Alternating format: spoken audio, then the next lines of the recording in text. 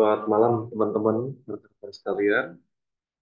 Eh, Hari ini saya coba menjabarkan lagi tentang scheduling ya, gabung dari yang kemarin.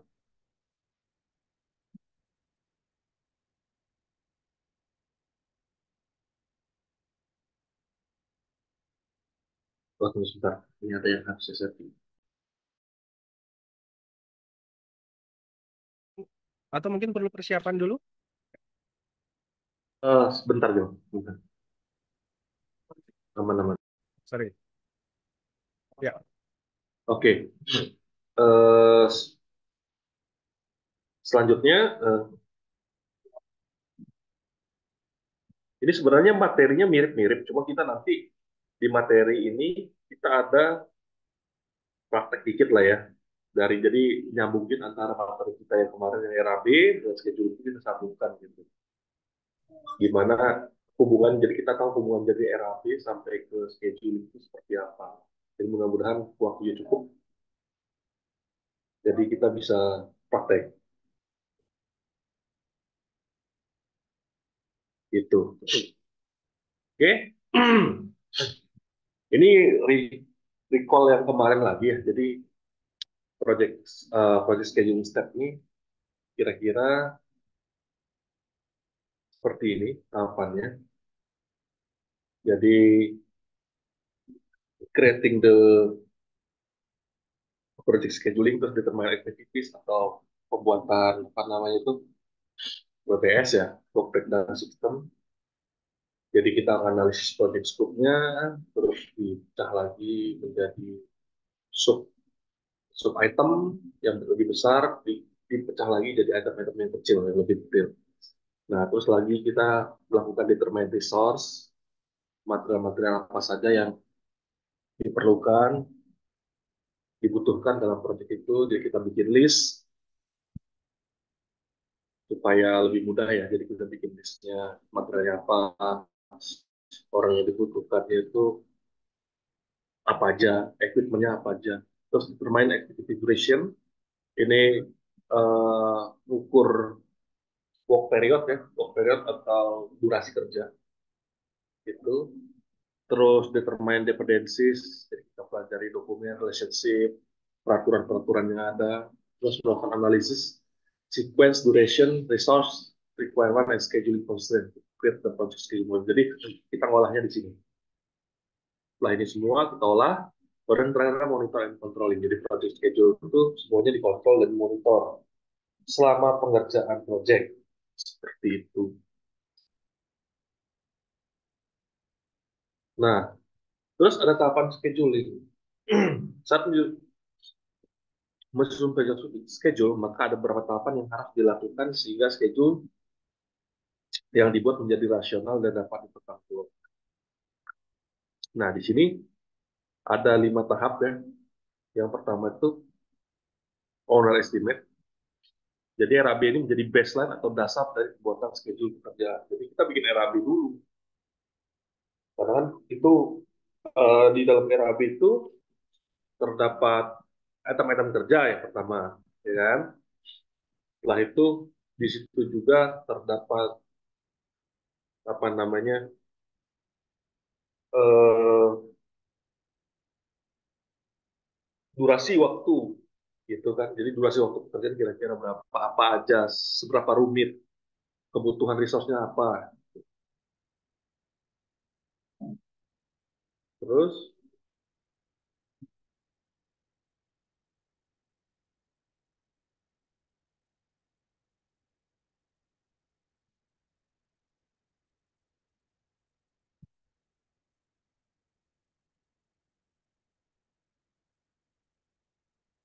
terus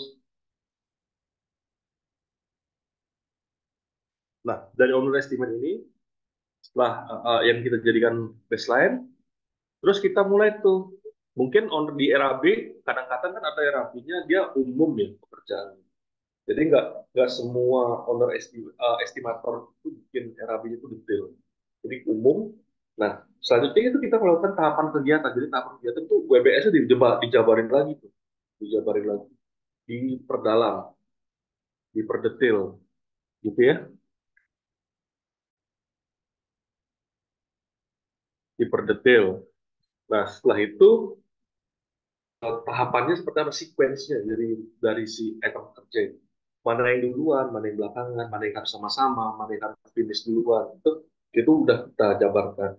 Mungkin kalau nanti kita kan kemarin belajar tabel yang mana suksesor, mana predecessor, nah ya di situ tuh, ya. Jadi kita menentukan sequence-nya, mana yang duluan, mana yang belakangan.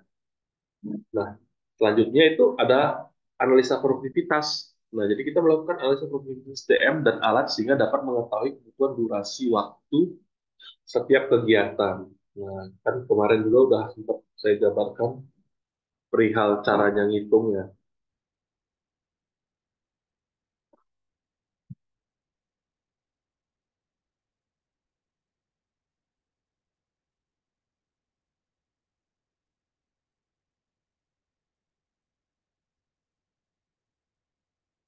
itu untuk menghitung analisa produktivitas dengan bantuan koefisien atau rasio dari analisa kerja satuan itu bisa dipakai.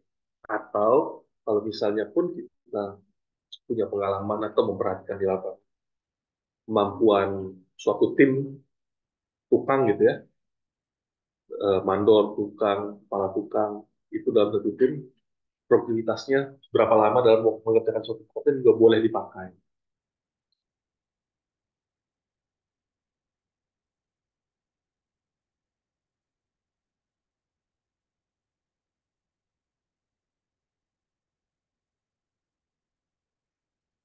Seperti itu. Terus setelah kita udah tahu nih tahapan kegiatan, ya kan, WBS-nya kita udah tahu, terus ada analisa produktivitas, kita udah tahu produktivitasnya sehingga mengetahui kebutuhan durasi waktu setiap kegiatan. Nah, mulai tuh kegiatan-kegiatan itu kita plotting bar chart. Jadi kita plot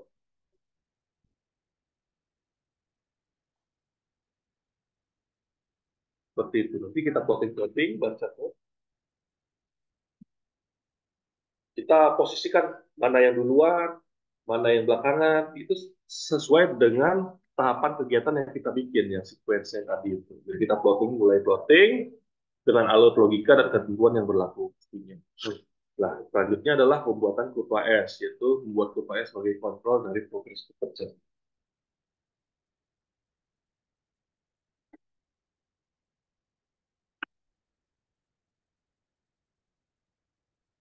Seperti itu. Nah, ini mau ngejelasin yang kemarin aja ya. Jadi WBS kita mengidentifikasi suatu tiap kegiatan sebagai dasar menentukan tim project dan dasar estimasi. Jadi pendetailan yang tadi itu dari RAP kita detailkan WBS-nya untuk mengetahui detail item-item pekerjaan yang ada di uh, project tersebut. Seperti itu. Nah, ini penetapan kegiatan. Di sini ada ketergantungan, ada dua ketergantungan ya.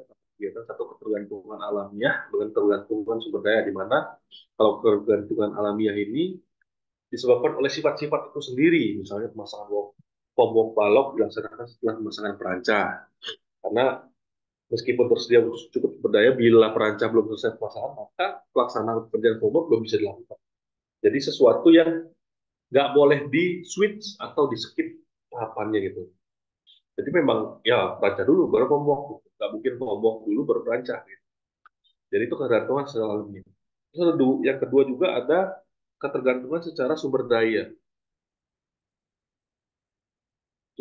yaitu pengecoran balok tidak dapat dilakukan bersama dengan fabrikasi baja karena kurang tenaga kerja dan dana. Jadi ada item pekerjaan yang besar yang mahal itu bergerak secara serentak bersama-sama. Yang ada bisa mengganggu cash flow-nya proyek tersebut gitu. Dengan cash flow yang terganggu, proyek pasti tidak akan lancar. Kecuali si pelaksananya secara cash flow-nya kuat. Seperti itu. Nah, terus di sini juga ada tabel yang menjelaskan tahapan-tahapan kegiatan. Nah, ini mungkin yang kemarin sudah saya jelaskan. Jadi setiap kegiatan itu dia punya predecessor dan suksesor ya. Jadi ada pekerjaan pendahulu dengan pekerjaan setelahnya. Dari tabel ini kita membuat routing ya, routing. Sebenarnya, sorry, dengan tabel ini kita bisa bikin routing sequence dari pekerjaan tersebut, keterhubungan antar tiap item pekerjaan. Tapi sebenarnya kalau kita sudah, maksudnya sudah paham, sudah eh, apa namanya, udah sering lah melakukan scheduling ya. Ini tahapan ini bisa di skip nih, ini bisa dilewatkan saja karena dengan sendirinya kita sudah tahu sequence di kepala kita gitu. Oh, habis ini, habis ini gitu. Jadi saat plotting bar chart langsung aja dengan hasil analisa kita itu. Jadi ini tabel ini memperlihatkan untuk kira-kira pola pikir pentahapannya seperti ini, sequence, supaya kita tahu keterhubungan antar tiap pekerjaan, gitu ya. Nah, lanjut kita ke produktivitas. Jadi setelah kita tadi kita udah tahu WBS-nya, ya kan? Terus kita sudah tahu sequence tahapan kegiatannya, terus kita hitung durasi waktu dengan analisa produktivitas. Nah, analisa produktivitas ini di mana durasi waktu yang diperlukan untuk melaksanakan kegiatan proyek dari awal dan akhir. Durasi kegiatan itu umumnya datang dalam jam, hari, atau minggu. Nah, dapat dihitung berdasarkan volume kegiatan dibandingkan dengan produktivitas alat dan tenaga kerja. Yang dirumuskan sebagai berikut, volume kegiatan dibagi produktivitas. Nah, contohnya seperti ini. Ini setting out, terus ada T-beam, formwork. Di sini ada produktivitasnya untuk T-beam. Ini formwork tuh untuk satu orang itu produktivitasnya 15 meter persegi per hari. Nah, ini diasumsikan pekerjanya itu 8 orang. Berarti produktivitasnya sehari itu 8 kali 15 jadi 120 meter persegi per hari untuk pekerjaan forward feeding. Nah, volume pekerjaannya itu 240 meter persegi. Jadi, tinggal kita bagi aja 240 bagi 120 itu kira-kira 2 hari lah. Ya. Nah, apabila misalnya, cepetan saya 2 hari nih, nggak perlulah saya 2 hari, jauh cepat gitu kan. Saya kurang, ini bisa kita kurangin jadi 6 orang. Jadi 6 kali 5, 15. Jadi 90 di sini. 240 dibagi 90 gitu kan. Dan jadinya bisa lebih lama, 4 harian. Seperti itu. Jadi dari sini perbandingan volume pekerjaan dengan produktivitas, kita bisa mendapatkan durasi setiap pekerjaan. Ya kan? Nah, perhitungan produktivitas dan tenaga kerja. Si kerja. Ini contoh, saya ngasih contoh untuk fondasi batu pecah. Batu belah ya. Fondasi batu belah. Di mana ini analisa harga satuan. Bisa dilihat. Di sini ada yang namanya koefisien. Inilah yang disebut koefisien produktivitas. Cara gampangnya lah ya.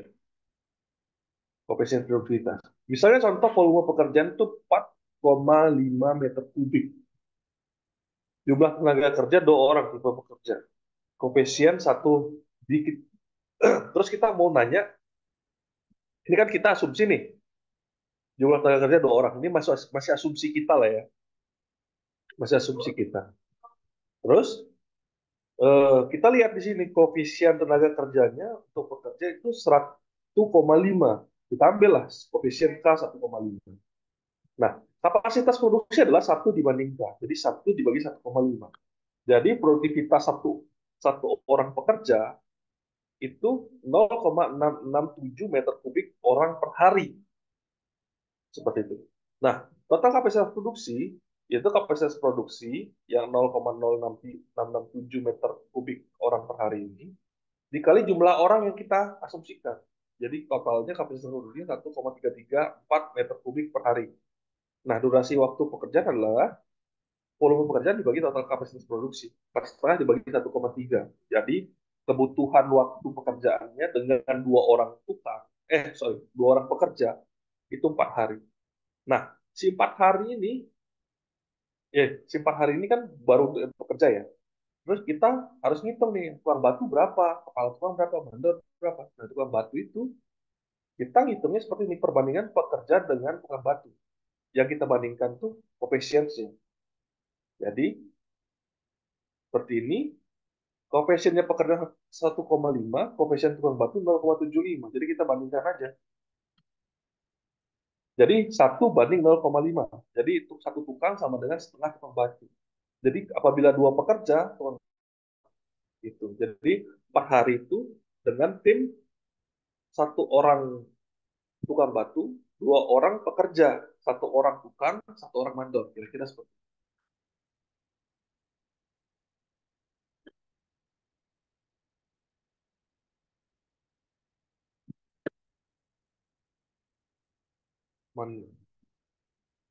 Nah, terus apabila produktivitas pekerjaan dan durasi kerja terlalu lama, gitu, ya. Durasinya kelamaan nih, cepatnya 2 hari. Berapa pekerja yang dibutuhkan? Jadi dibalik lagi, jumlah pekerja sama dengan koefisien dikali volume. 1,5 kali 0,4,5 dibagi waktu 2 hari, gitu kan? Jadi dibutuhkan 4 orang. Jadi kalau mau waktu kerjanya itu menjadi 2 hari, kita butuh 4 orang pekerja dan 2 orang tukang batu.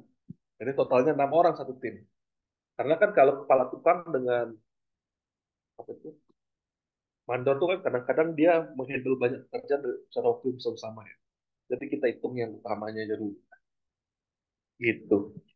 Jadi kira-kira seperti itu untuk cara perhitungan produktivitas pekerjaan dan durasi kerja. Nah, terus kita melakukan plotting bar chart ya kalau di step tadi. Jadi menentukan apa saja yang akan dibuat di bar chart,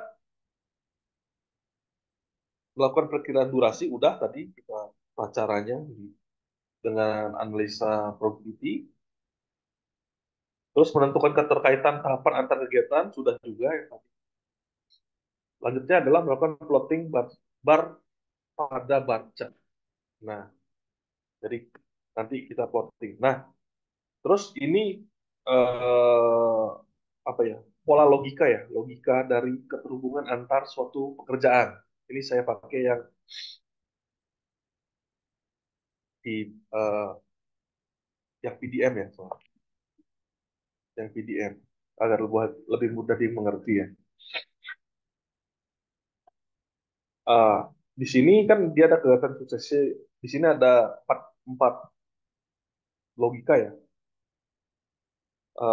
Finish to start, jadi kegiatan yang mengikuti succeeding hanya dapat dimulai jika kegiatan yang mendahului atau preceding predecessor ya telah selesai. Contohnya seperti ini. Penulangan dan homework lantai 4. Ini udah selesai, baru bisa pengecoran plat lantai 4, baru bisa kita bongkar backlistingnya seperti ini. Terus di sini juga ada pola logika start to start, menjelaskan hubungan antar kegiatan yang dimulai secara bersamaan. Jadi pekerjaan itu mulainya sama-sama. Pekerjaan A mulai, B juga mulai. Selanjutnya itu dia ada finish to finish. Ini menunjukkan bahwa hubungan penyelesaian antara dua kegiatan. Jadi kapanpun dia mulai antara pekerjaan A dengan pekerjaan B, finish itu sama, gitu. Harus sama. Jadi logikanya kapanpun dia mulai, A, B mau duluan kayak mau belakangan, tapi finishnya dia dikunci, harus tanggal tersebut. Nah, seperti itu. Terus ya, di sini juga ada start to finish. Jelaskan hubungan antara selesai kegiatan dengan mulainya kegiatan yang terdahulu. Nah, ini kita kira-kira teorinya seperti itu. Ini coba lah ya kita praktik-praktik pembuatan project schedule ya. Coba saya ini dulu, stop.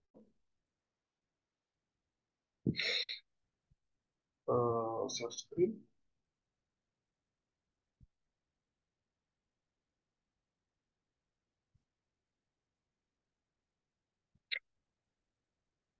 Sorry ya, suara saya agak bindeng dikit nih.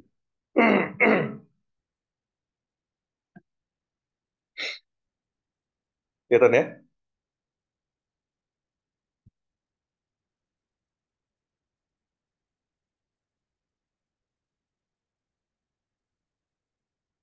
Nah, ini saya coba contohkan. Kelihatan nggak ini? Excel saya.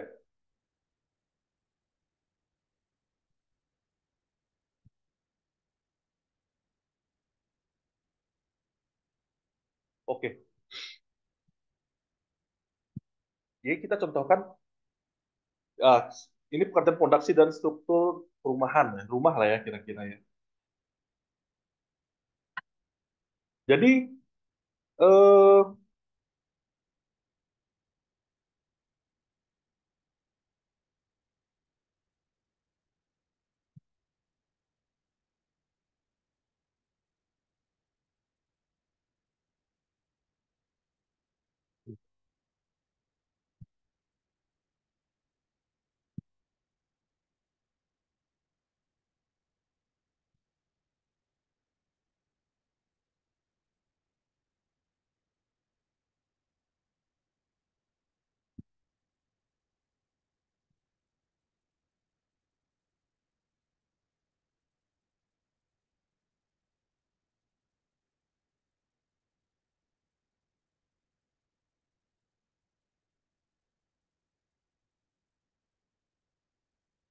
iya. Nah, jadi kira-kira seperti ini.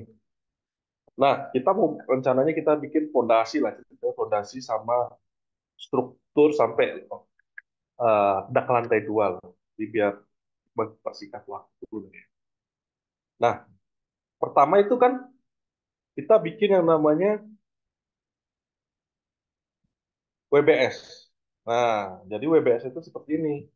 Jadi kita declare dulu, bikin item-item utamanya. Ada pekerjaan persiapan, ada pekerjaan tanah dan fondasi. Jadi kita bikin item besarnya dulu, ya kan? Pekerjaan persiapan, pekerjaan tanah dan fondasi. Terus ada pekerjaan beton bertulang ya. Jadi dari pekerjaan besar ini, fondasi, itu ke pekerjaan-pekerjaan besarnya ini. Jadi dengan kita membuat tiga pekerjaan besar ini kita membatasi skopnya tiap sub item. Jadi kita lebih fokus bikin ininya, bikin RAB-nya gitu. Oh, jadi di bagian ini menjelaskan tentang persiapan, yang di bagian ini untuk tanah dan fondasi, yang di bagian ini untuk beton bertulang seperti itu. Nah, misalnya ini ada pekerjaan persiapan. Terus di pekerjaan persiapan itu kita mulai analisa ya, apa aja misalnya ada pekerjaan eh, mobilisasi tenaga kerja dan alat misalnya. Terus ada juga persiapan konstruksi. Jadi saat mulai pekerjaan kita harus membersihkan lapangan dan pemerataan dan persiapan. Terus melakukan pemagaran, ya kan? Misalnya lokasinya di area terbuka. Terus juga kita bikin gudang dan direksi kit include listrikan untuk pekerja. Jadi kita bikin kayak gudang sementara dengan kantor sementara untuk para pekerja. Terus yang ketiga itu pekerjaan pengukuran dan pemasangan dopleng. Nah, ini kita bikin sebagai item-item pekerjaan persiapan. Terus sekiranya udah cukup nih untuk pekerjaan persiapan, kita masuk ke pekerjaan tanah dan fondasi. Nah, di pekerjaan tanah fondasi itu apa? Kita kan bisa ngeliat sequence-nya. Kalau untuk fondasi kan ada, misalnya nih, ada pekerjaan galian pertama. Kita gali dulu fondasinya, terus setelah digali, dia dikasih pasir uruk dulu, ya kan? Galian, kasih pasir uruk. Setelah itu, baru dipasang pekerjaan fondasi batu belahnya. Dengan adukan satu semen, 4 pasir. Nah, sudah selesai fondasinya, semua baru kita uruk tanah kembali tanpa pemadaman. Seperti itu. Lalu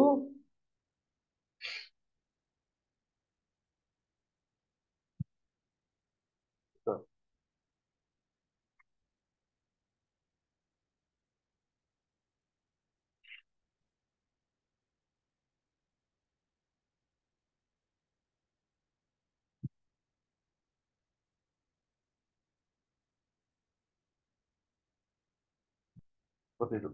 Lalu ada pekerjaan selanjutnya adalah setelah pekerjaan fondasi ada pekerjaan yang namanya beton bertulang. Nah, beton bertulang itu ini ada beberapa sub item lagi. Jadi pekerjaannya itu ada pekerjaan yang di atasnya fondasi batu kali, itu ada pekerjaan T-beam atau slope. Di mana pekerjaan T-beam atau slope itu kita jabarkan lagi nih. Kalau mau detail ya, pekerjaan backing, pekerjaan pembersihan dengan pekerjaan eh, pengecoran beton mutu K250 misalnya. Seperti itu.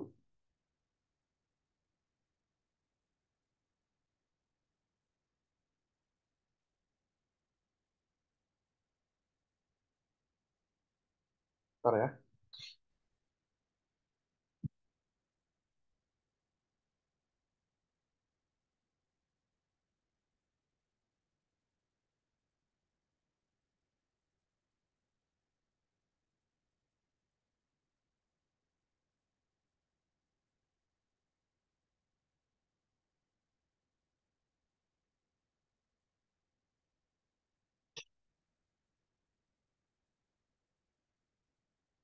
Oke.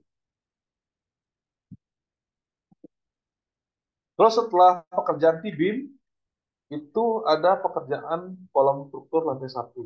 Sama juga ini sequence untuk kolom struktur, ada backing, pembersihan, pembetonan ya.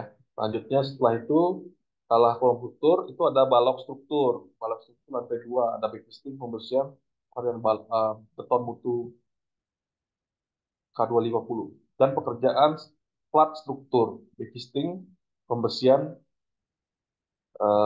pembetonan ya. Kira-kira seperti inilah. Ini contohnya misalnya. Lalu di sini kita punya satuan pekerjaan, ya kan? Satuan pekerjaan dan volume.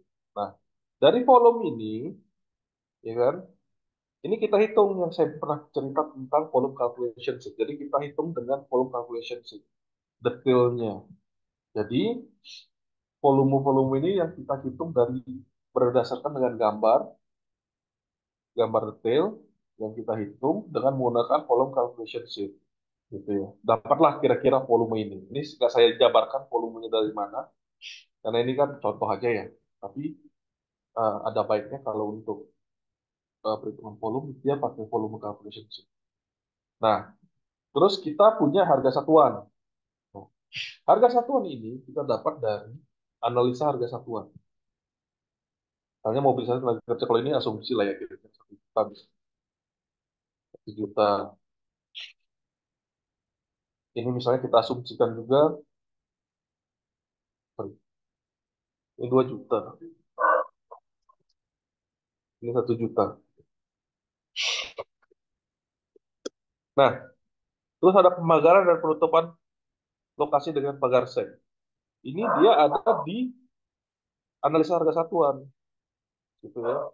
Jadi kita bisa cari analisa harga satuannya, PU-nya. Ini kebetulan E7, ini yang kita pakai.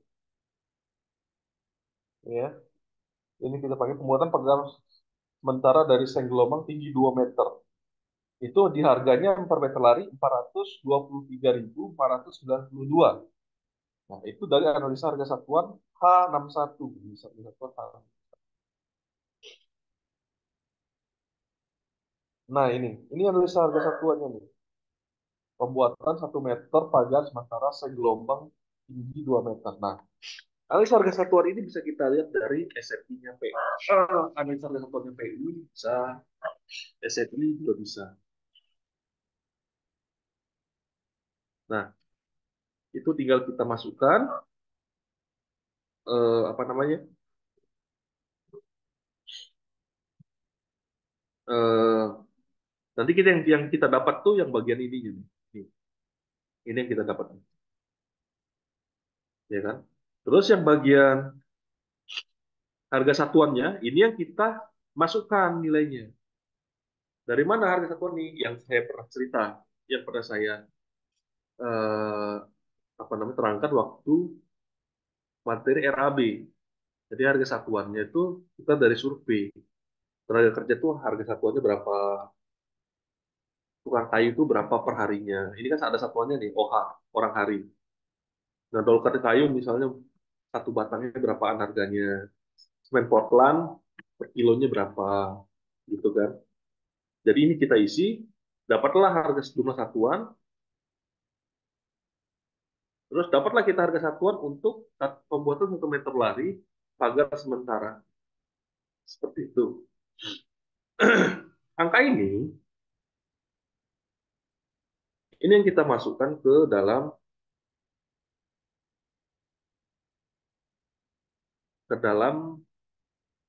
RAB gitu ya. Jadi kita ke dalam RAB, ini kita masukkan. Dapatlah, karena kita 10 meter lari dikali dengan harga satuan. Seperti itu. Nah, ini semuanya ada apa namanya? Ada analisa harga satuannya semua ini. Nah, contohnya kayak gudang, gudang di Resikit. Ini harganya di 1,2, ya kan? Harganya di 1,2 juta. Itu dari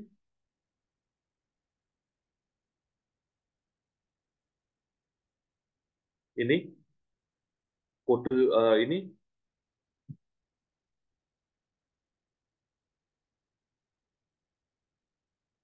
harganya 1,221 juta untuk buatan gudang semen dan peralatan. Nah, ini ada di analisa harga satuan H229. H229 pindah aja nih H229, H229. Nah, ini contohnya misalnya gudang peralatan.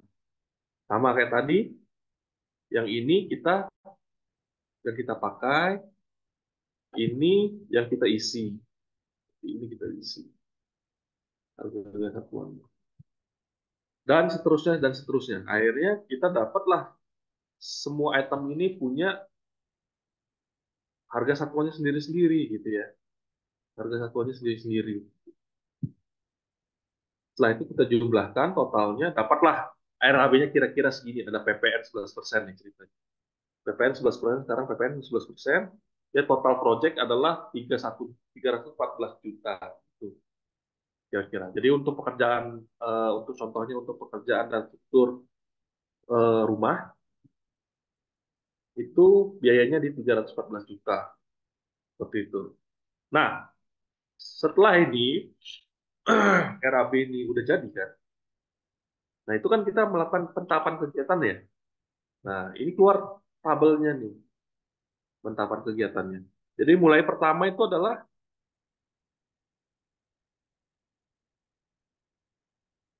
mobilisasi dan demobilisasi alat. Itu paling pertama. Jadi di sini kita menganalisa sequence pekerjaan, tahapan pekerjaan itu kita kita ini apa namanya kita buat ya. Nah, pekerjaan paling pertama adalah mobilisasi tenaga kerja dan peralatan. Setelah alat dan tenaga kerja datang ke lokasi, maka apa yang harus kita kerjakan gitu kan? Nah, di sini suksesornya adalah 1.2.1.A. 1.2.A. Jadi setelah mobilisasi kita membersihkan lapangan, gitu kan? Jadi habis mobilisasi kita bersihkan lapangan. Ini match. Nah, setelah membersihkan lapangan kita mau ngerjain apa aja? Ini di sini suksesornya itu 1.2B dengan 1.2C. Artinya pemagaran dengan gudang itu pemagaran dan gudang itu suksesornya dari bersih lapangan. Jadi setelah membersihkan lapangan kita bikin pagar dengan gudang secara bersama. Jadi start to start. Jadi dia mulainya bersama-sama. Start to start. Jadi sama-sama apa namanya? Sama-sama mulai bekerja. Nah, ini suksesornya juga setelah pagar selesai, gudang selesai, apa yang dikerjakan? 1-3, pengukuran dan pemasangan boplek. Jadi kalau ini dua-dua ini udah selesai, baru masuk ke 1-3. Jadi suksesornya sama nih. Gitu. Predecessornya ada dua, ini tadi. Nah, setelah pekerjaan pengukuran dan pemasangan boplek, apa yang harus kita lakukan gitu kan? Kalau di sini itu ada 2.1 dengan 31B. 2.1 ini ada pekerjaan galian lubang fondasi. Terus ada juga pekerjaan yang namanya fabrikasi pembesian. Tuh. Jadi ini kita jabarkan, sorry, kemarin tadi itu kan kalau yang di OE-nya itu cuma pembesian ya. Jadi pembesian itu kita pecah lagi tahapannya. Jadi ada pekerjaan kayak backisting. Backisting ada dua. Backisting tuh ada pasang backisting, ada bongkar backisting, ya kan? Terus pembesian tuh ada besi dipasang, ada di fabrikasi. Jadi kan di BIM itu kan banyak. Jadi kita harus bikin fabrikasi yang namanya sengkang, tulangnya dilurus-lurusin. Itu kan nggak perlu nunggu lokasi siap ya. Jadi ada dua tim, satu gali, satunya bikin fabrikasi pembesian. Jadi ini ada besi itu kita bagi dua, ada fabrikasi pembesian dengan ada pemasang pembesian. Seperti itu. Baru terakhir adalah pemetonan ya. Seperti itu. Nah, setelah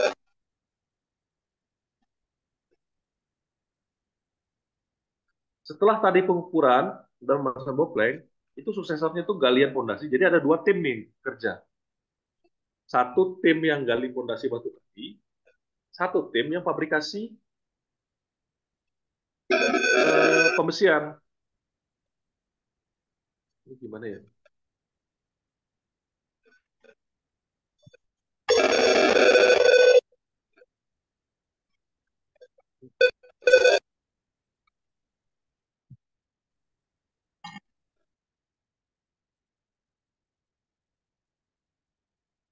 Di mute.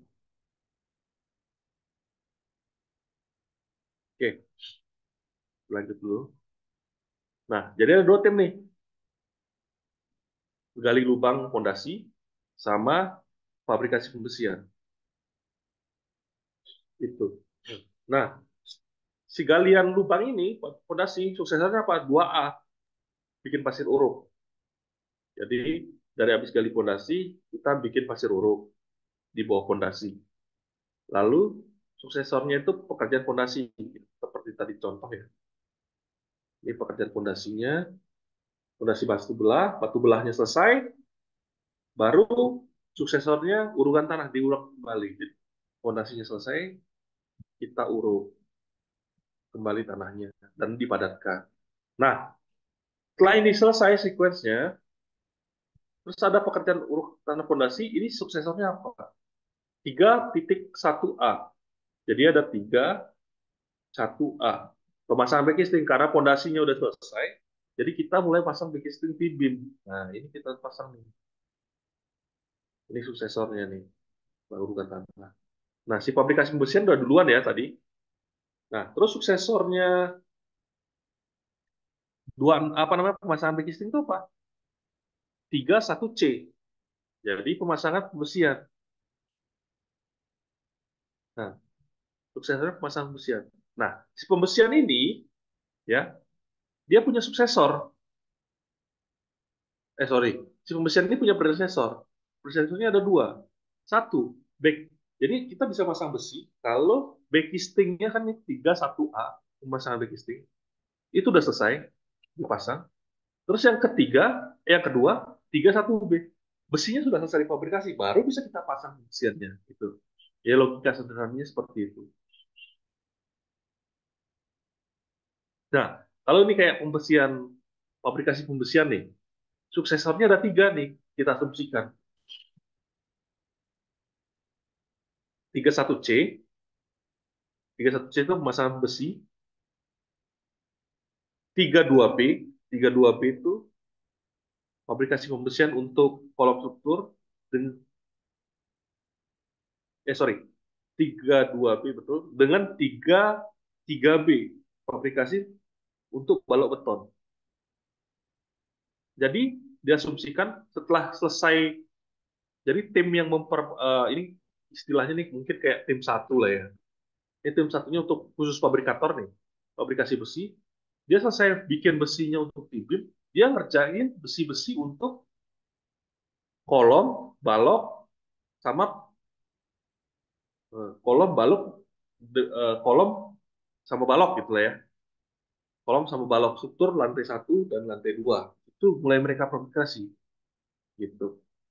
Nah, untuk yang pekerjaan pembesian, suksesornya tuh 31D.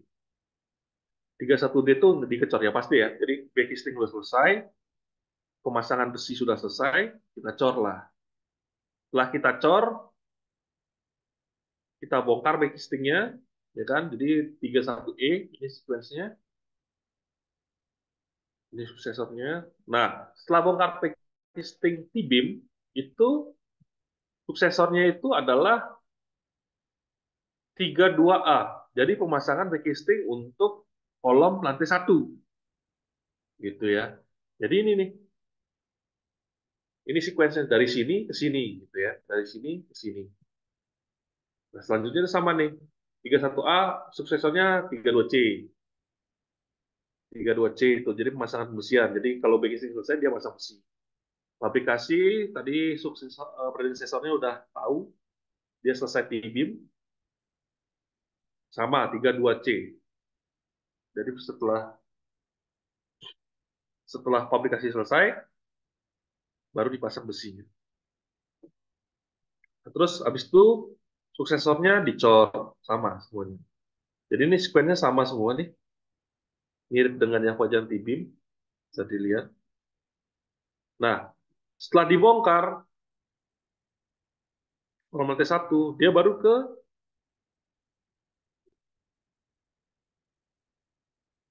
32, oh salah nih. Oh iya benar, 32A, sorry. 33A, 33A ini. 33A. Jadi mulai pasang balok struktur gitu ya. Balok struktur lantai 2. Nah, terus balok struktur lantai 2 ini kita pasang backcasting, habis itu ininya 3A, 3C, sorry, 3C itu pemasangan pembesian prosesornya. Terus ini 32B, jadi fabrikasi pembesian itu setelah besi-besi dari T-beam selesai ya, 32B.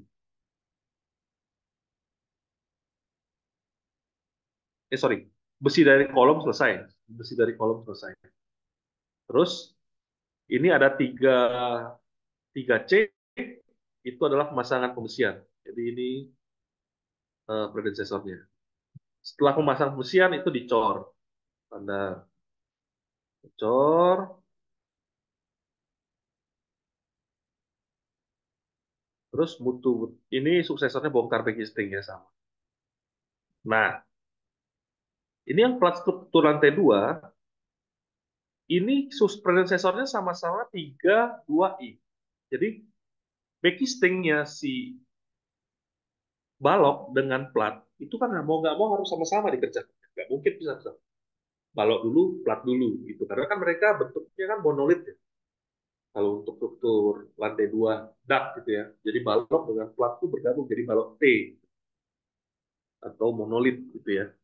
Nah, itu sama-sama mulainya. Ini dengan ini sama nih.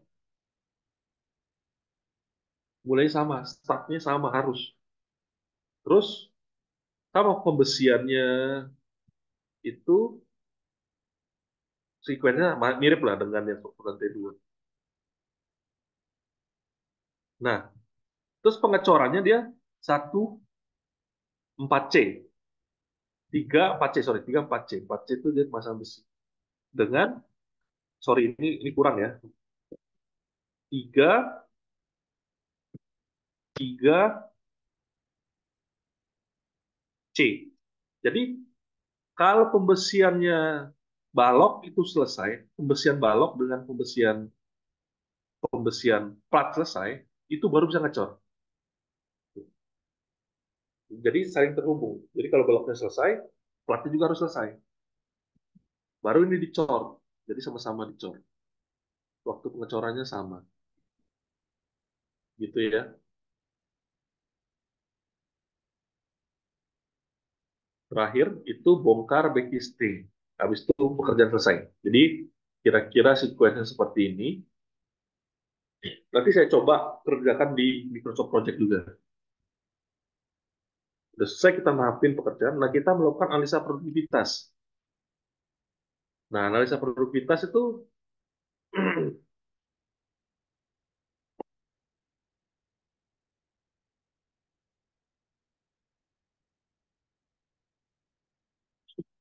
analisa produktivitas itu misalnya mobilisasi itu kita asumsi lah 1 hari.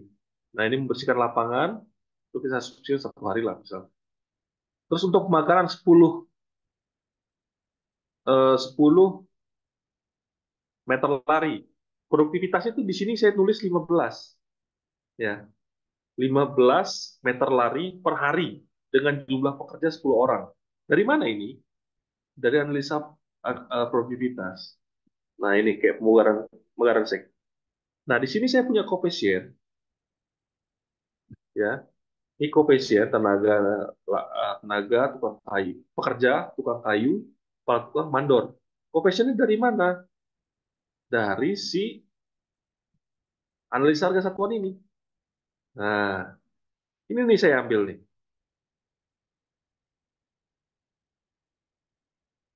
Ini saya ambil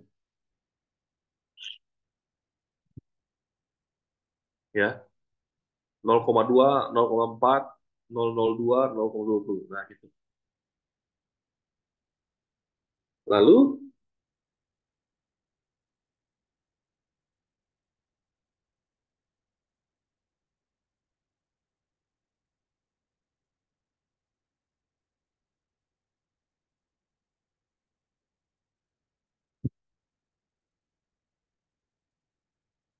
oke. Nah, koefisien ini saya ambil, terus saya hitung nih kapasitas produksinya. Yang tadi di ini ya, apa namanya? Sorry, ini screen-nya saya tukar dulu ke screen share screen, biar jadi gampang.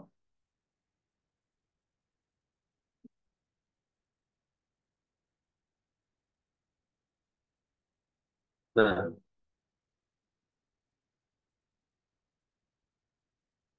satu per K, jadi apa namanya kapasitas produksi satu dibanding koefisien.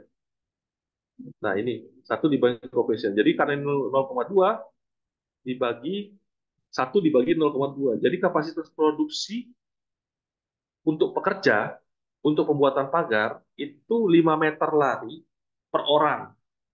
Gitu ya. Ini yang kita jadikan baseline. Ini baseline ya. Kita baseline kita nih. Baseline kita. Terus, dapatlah orangnya. Jumlah orang ini kita asumsi nih. Asumsi berapa? Misalnya pekerjanya 3 orang. Gitu ya. 3 orang. Kapasitas produknya berapa? 5 dikali 3 ya kan. 5 dikali 3. Ini. Dapatlah 0,67 hari. Atau dibulatkan jadi 1 hari. Jadi untuk bikin apa sih namanya 10 meter lari seng itu 1 hari butuh. Nah ini kenapa saya bilang ini baseline. Yang lain-lain itu mengikuti baseline ini. Jadi kalau kayak ini tukang kayu, produktivitasnya kita hitung, jumlahnya orangnya kita juga sama, kita hitung, total kapasitas produksinya 15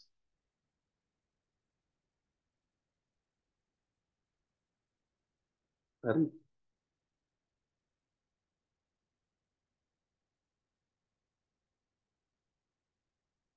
Nah untuk jumlah orangnya itu kan kita membandingkan antara karena baseline kita pekerja, ini kan kalau rumusnya nih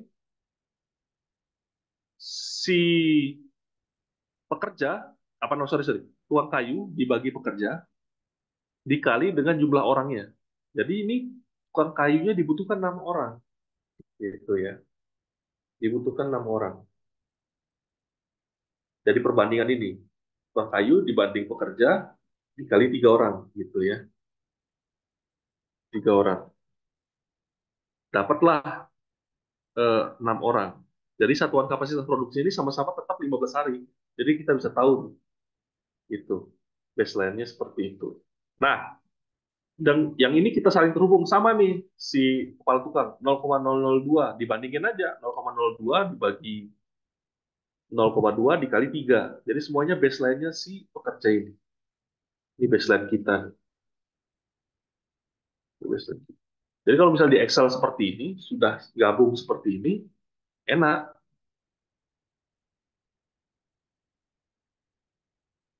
Misalnya nih, pekerja saya bikin 2 orang lagi. Langsung ketahuan nih. Semua berubah tuh, 240202. Jadi 1 orang, 1 hari. Butuhnya tetap 1 hari. Jadi kita bisa kalkulasi, kan 3 hari 0,67. Ya kan, 0,67. Dibuatin 1 hari. Ini 3 hari ini. Dengan 3 orang pekerja. Kalau saya turunin jadi 2 orang, ternyata tetap satu gitu. Jadi kita bisa kalibrasi jumlah orangnya di sini nih. Oh, dengan satu 2 orang pekerja dengan 4 tukang kayu itu terus sama 1 hari. Jadi kita bisa untung 3 orang tadi, gitu. Atau kita kalibrasi lagi, kita turunin lagi dari 1 orang. Oh ternyata ini dengan 1 orang bisa 2 hari. Cukup nggak? Nggak apa-apa misalnya 2 hari. Jadi kita cuma dengan datengin 3 orang aja. Nah ini kita pakai 2 orang lah misalnya. Jadi totalnya yang kerja itu 6 orang. 6 orang jadinya kerjanya selesai 1 hari. Seperti itu. Pekerjaan gudang juga sama. Jadi semuanya pakai seperti itu. Coefficient kita ambil, kapasitas produksinya kita dapatkan satu perka, yang kita hitung ini baseline-nya, kita hitung baseline-nya pekerja, ya kan sebagai baseline. Terus jumlah orangnya untuk tukang kayu, kepala tukang dan mandor itu menggunakan baseline pekerja ini dengan perbandingan coefficient, dapatlah 6 orang.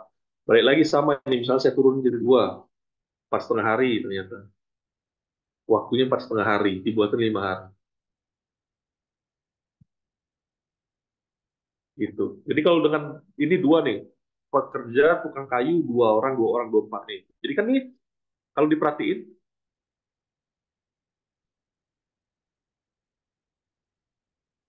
ini sama ya jumlahnya.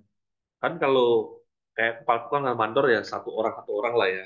Itu untuk menghandle banyak pekerja. Jadi kalau diperhatikan sama nih, 24 24. Jadi setelah orang yang sama, setelah kita memagar pekerjaan pemagaran selesai, orang yang sama bisa untuk mengerjakan gudang. Bisa juga.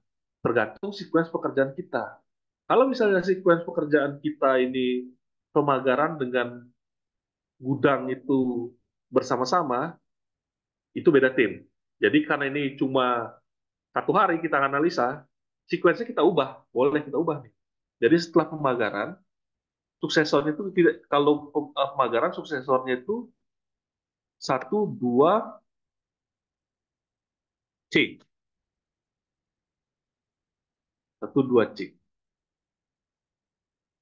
Ini kita hapus, jadi suksesornya pembersihan lapangan, jadi setelah lapangan bikin pagar, habis dari pagar bikin gudang.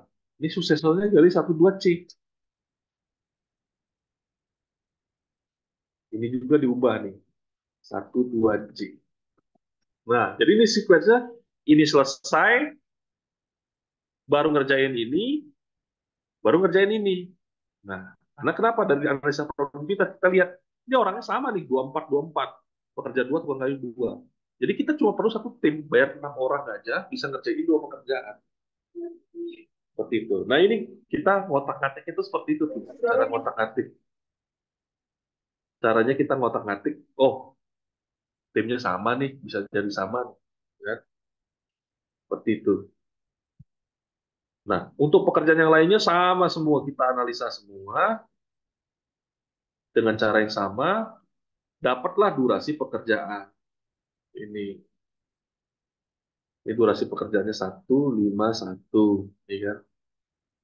151, terus pekerjaan tanah fondasi 4 hari, seperti ini. Ini dapatlah kita durasi ini. Yang jumlah pekerjanya itu kita dapat dari analisa yang tadi ya, jumlah pekerja yang tadi. Seperti itu.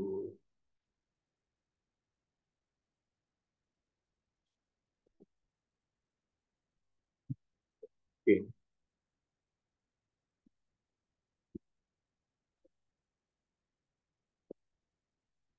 Sequence sudah, analisa produktivitas sudah, rekap durasi sudah. Jadi kita udah tahu terus.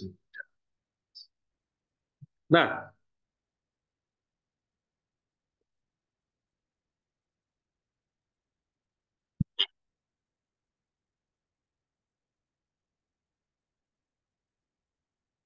terus kita bikin yang namanya bar chart, gitu ya. Jadi kita bikin bar chart.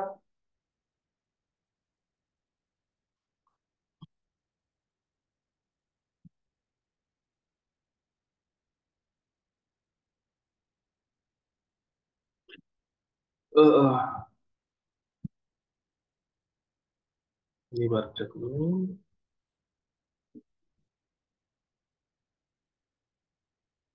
Oke, ini saya hapus dulu ya. Sorry.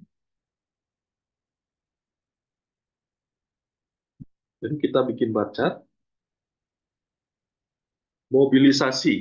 Nah, di sini kita bisa lihat, ini ada satuan minggu ya, ada 7 hari lah, 1 minggu 7 hari. Ini bulan pertama, ini bulan kedua,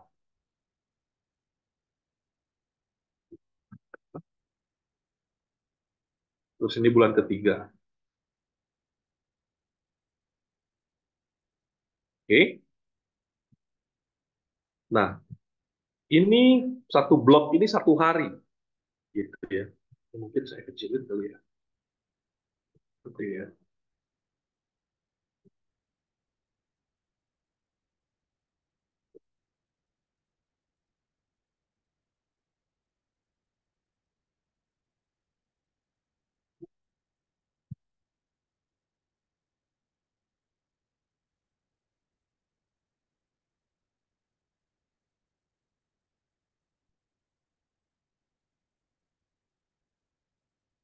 Ini bulan keempat, Ada satu kampungku mau ujian di suruh jangan dulu lah. Dia mau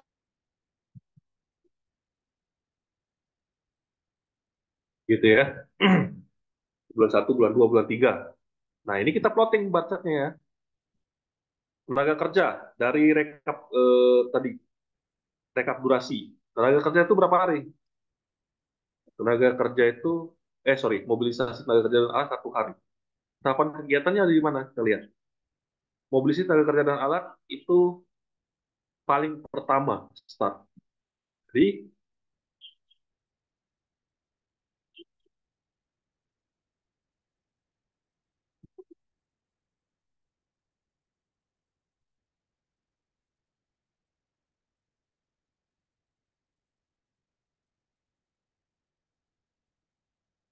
ya, jadi kita plotting ini pakai warna gitu ya, biar gampang ya.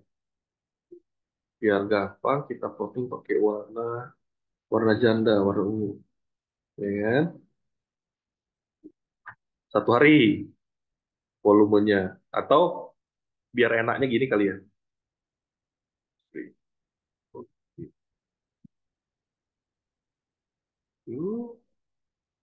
Please.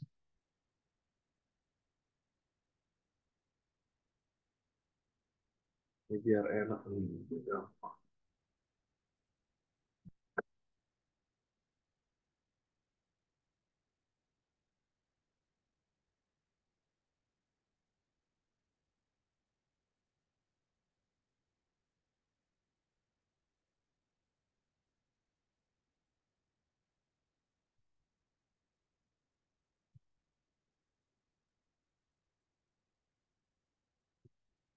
Biar rapi. Bentar.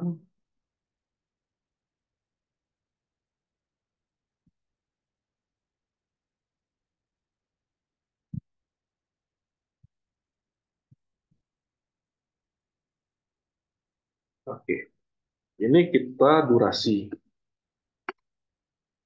Predecessor, suksesor.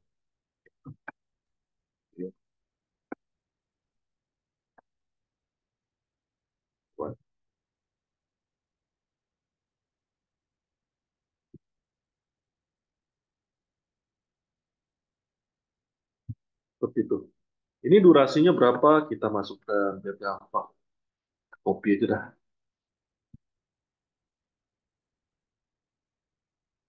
Biar enak kita.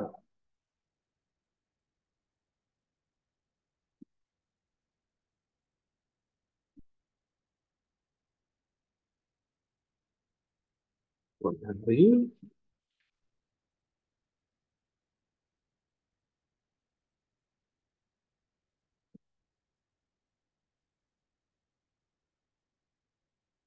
Oke. Ini predecessor, suksesor.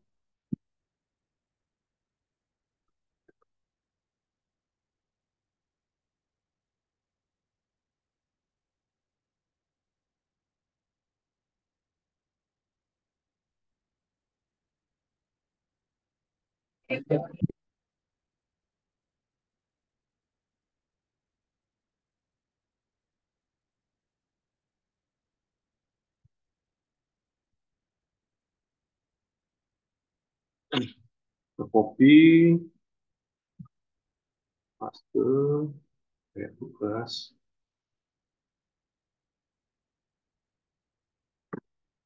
Oke, biar gampang nih view, Chris panel. Oke, jadi ini ada ininya ya, udah ada predecessor suksesornya nih.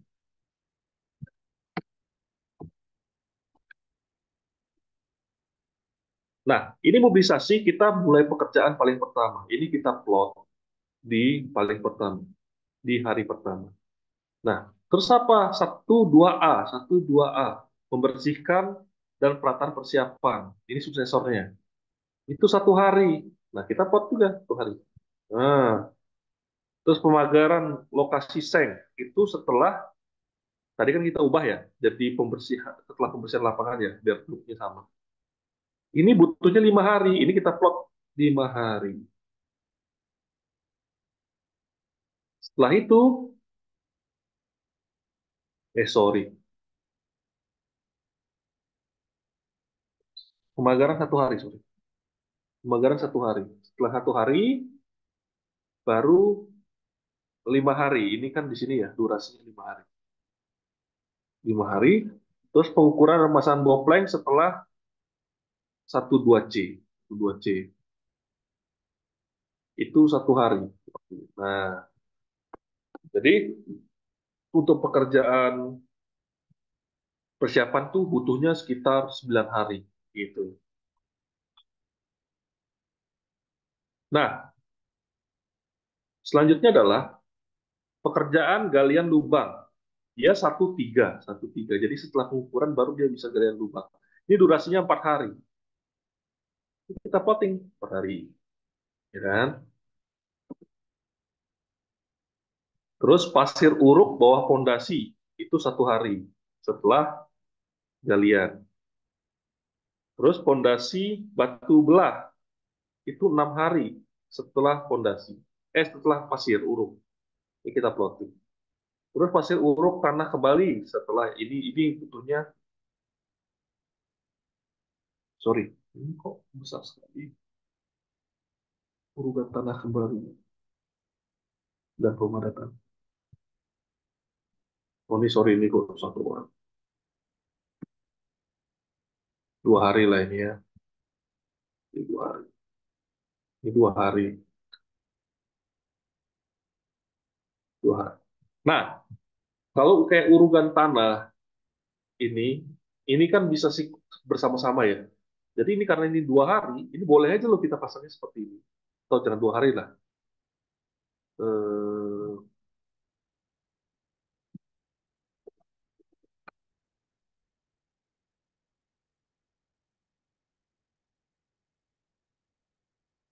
3 hari lah ya, 3 hari. Ini dibaca, boleh aja kita tulis di sini. Nah, di sini nih. Jadi dia dulu masuk 2 hari. Jadi kan fondasi kan pasti selama 4 hari itu ada yang udah selesai ya, udah selesai. Jadi dia udah mulai ngurup tuh, gitu. Jadi 3 hari. Jadi dia masuk 2 hari ke dalam, gitu ya. Terus ke pekerjaan T-beam. T-beam itu pengerjaan bikisting itu 24 setelah fondasi selesai selama 3 hari. Nah ini fondasi selesai selama 3 hari seperti ini ya. Terus fabrikasi besi itu dimulai dengan 1.3. Setelah pengukuran dan pemasangan bopleng selesai, nah pengukuran bopleng itu di hari ke-9, ya kan? Berarti dia mulainya di hari ke-10. 1.3, dia di hari ke-10, itu dia butuh 3 hari. 3 hari. Terus pemasangan pembesian. Pemasangan pembesian itu 2 hari butuhnya. Setelah 31A, 31B. Nah, coba kita lihat ini mana yang paling dekat. Yang paling dekat adalah setelah pemasangan besi itu, pembesian itu setelah pemasangan backisting. Waktunya 2 hari di sini, ya kan? Nah, ini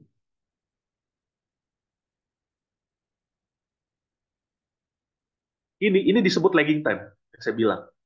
Jadi kan kalau kamu ngelihat di apa CPM gitu, early first, early finish, latest post, apa latest start, latest finish, sorry. Jadi ini lagging time-nya. Jadi latest finish-nya si Becky Sting ini itu dia punya sekitar 13 hari. Jadi ini boleh digeser-geser nih titik BIM ini posisi BIM karena dia akan ngecor di hari ke-25 gitu. Ini yang saya bilang dia dia masih masih ini apa sih namanya masih fleksibel. Jadi yang paling telat itu dia di hari ke-24 dia harus selesai logistik. Ini yang disebut lagging time.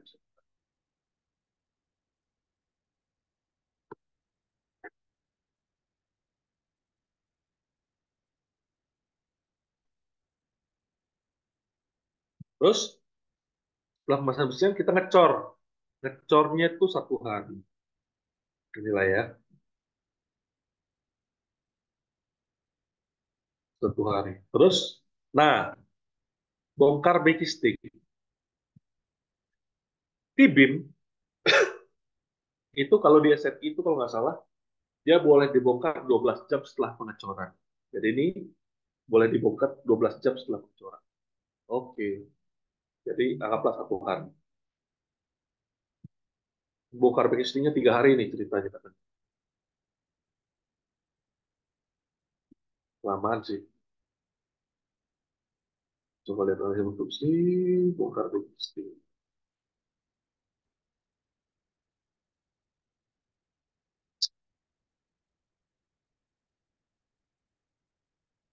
Oh, banyak ya, sorry.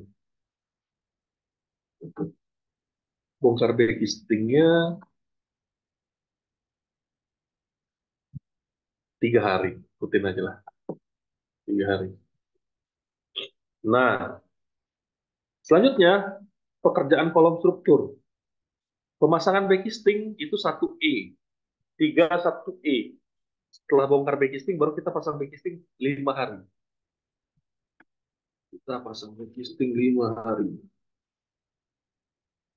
Dan terus fabrikasi pembesian 1B, 31B. Jadi ini 3 hari juga fabrikasi. Di hari ke-13 duluan deh, 3 hari. Terus pemasangan pembesian 3 hari.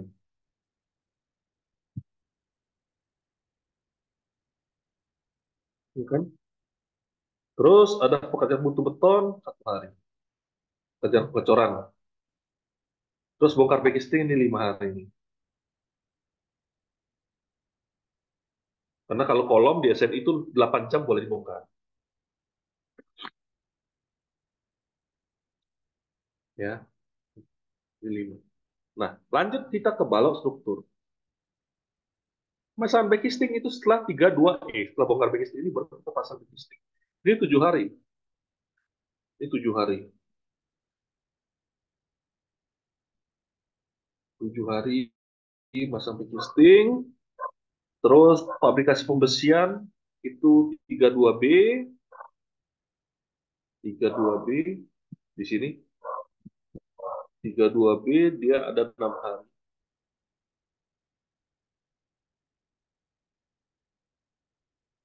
Nah ini pembesiannya, plotting pembesiannya, terus pemasangan pembesiannya 5 hari.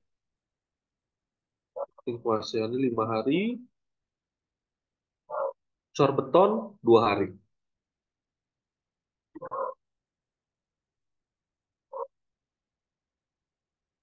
Terus bongkar backisting 7 hari. Nah, sorry. Ini bongkar backisting ya. Balok itu boleh dibongkar setelah hari ke saya lupa 14 14 ya. Tapi biasanya itu di bagian sisi-sisinya aja. Tapi untuk perancah bawahnya itu nggak boleh dibongkar sampai di hari ke 21 paling cepat. Tapi kalau di SNI itu 21 sampai 28 kalau nggak salah. Tapi kita asumsikan 28, oke. 28 hari. Jadi kita kalau misalnya ada tulisan misalnya bongkar registrnya itu di 28 hari, jadi ya kita lagging di apa namanya di delay selama 28 hari. Itu sampai hari ke 86.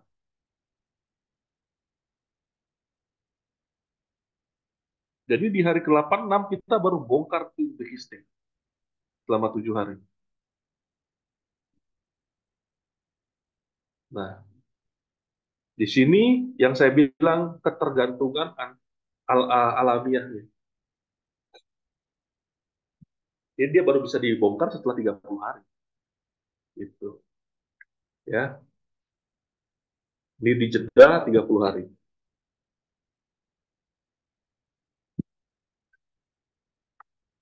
Nah, selanjutnya pekerjaan plat struktur sama nih.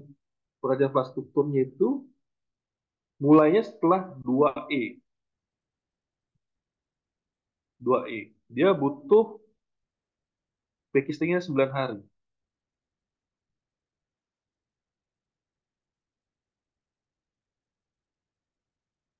9 hari ya. Terus fabrikasi pembesiannya itu 3B. 2B, sorry, 2B. Berarti 2B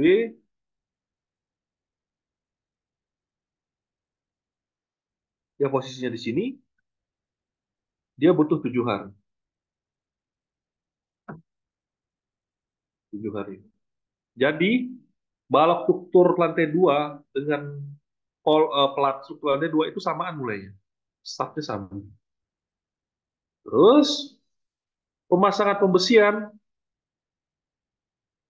itu 7 hari.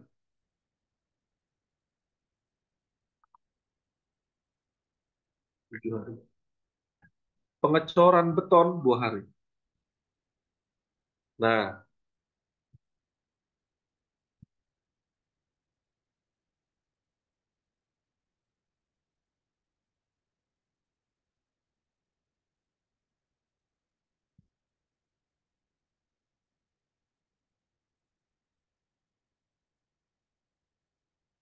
sorry, sorry. Ini salah.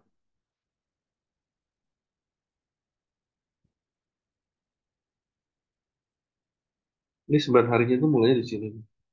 Dia startnya sama dengan 5, 6, 7, 8, 9. Nah, ini harus diperhatiin nih, kayak gini-gini. Nah, 9, terus pabrikasinya udah tapi, terus pemasangan pembesian 7 hari, 7, terus beton 2 hari. Nah, jadi ini perhatiin nih. Ini perhatiin.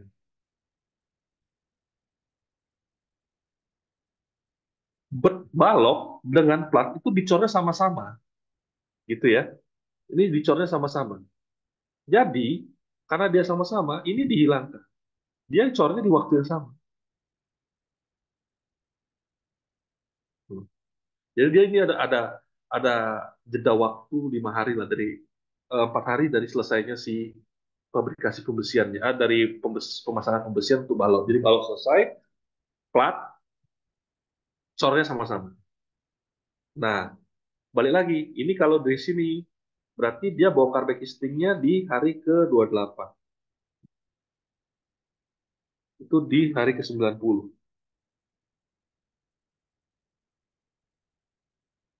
90 selama 7 hari. Ini pun sama, 7 hari. Jadi bongkarnya sama-sama nih. Seperti itu. Jadi kira-kira seperti ini bar chartnya, ya. Jadi bar chartnya seperti ini. Ini plottingnya. Kerjaannya itu kira-kira selesai di hari ke-89. Ya, 3 bulanan lah kerjaan. Kerjanya 3 bulan nih. Ini plottingnya. Mungkin tadi ada pertanyaan tuh nggak salah.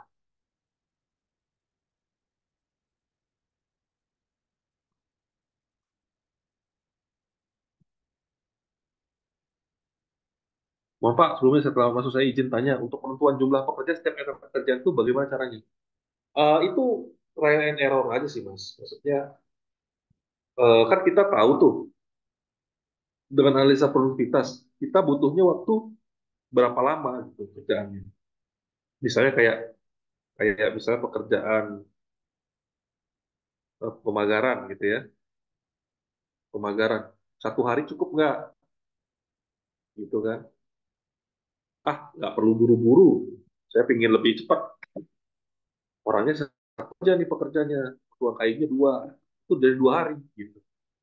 Jadi tinggal kebutuhan kita. Jadi sebenarnya ini akan looping-looping terus. Iterasi dia. Bukan iterasi ya. Trial and error. Sama kayak tadi saya bikin bar chart. Jadi digeser-geser. Ini oh ternyata di sini tulisannya seperti sequence-nya, tapi kan dia ngecornya sama-sama harus. Gitu. Jadi trial and error. Oh ini kelamaan. Misalnya dari sini kita lihat nih. Ini terlalu panjang nih. Saya mau bikin pendek lagi. Jadi saya analisis lagi gitu. Karena misalnya saya ingin lebih cepat dari 90. Jadi ini akan digeser-geser terus, Mas.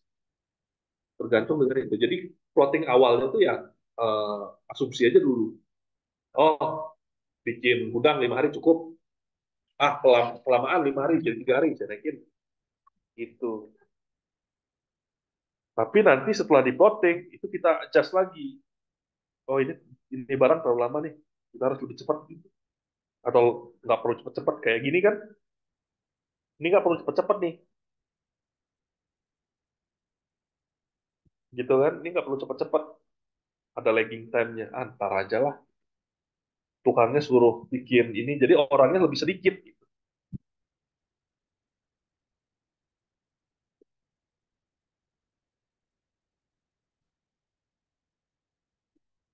Gitu. Ini bar chart ya. Terus kita masuk ke kurva S. Sebelumnya ada yang tanyain dulu nggak?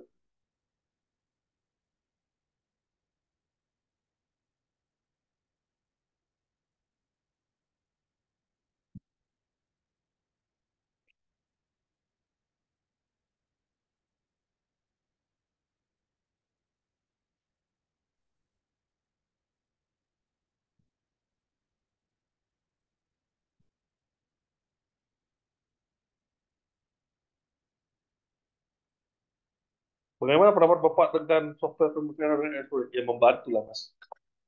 Software itu yang bantu. Jadi kalau kita udah bisa pakai software itu, ini udah nggak perlu lagi. Jadi eh, software MS Project dengan Primavera itu membantu kita untuk khususnya nih iterasi-iterasi itu. Jadi iterasi saat kita geser ke sana, geser ke sini, barnya ini, itu jadi kita nggak perlu, kalau ini kan kita ngubah salah satu nih, ini saya geser, bawah geser semua gitu. Nah, kalau dengan MS Project atau Primavera itu kita bisa otomatis gitu, bergesernya otomatis. Nanti saya lihat, nanti saya lihat.